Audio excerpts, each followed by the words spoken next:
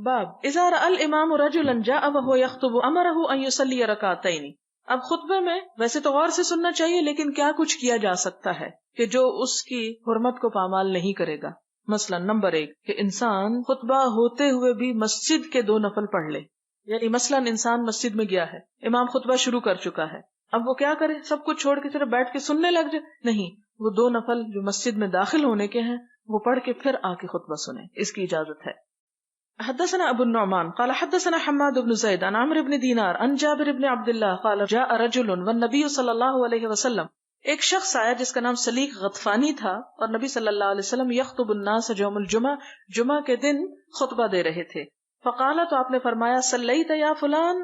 خطبہ چھوڑ کے آپ نے اس شخص کو جو آ کے چپ کر کے بیٹھ گیا تھا پوچھا کہ اے فلان نماز پڑھ لی تو نے؟ قال لا، اس نے کہا نہیں. قال فرمایا قم فرقہ، اٹھو اور نماز پڑھ لو. فرقہ یہاں نماز پڑھنے کے لیے ہے، اور مسلم کی روایت میں آتا ہے کہ ہلکی پھلکی 2 رکعتیں پڑھ لو. یہاں صرف نماز پڑھنے کا آیا ہے. اس سے کیا پتہ چلتا ہے کہ خطبے کے دوران ضروری بات امام اپنی بات کو روک کے کسی کو کہہ سکتا ہے.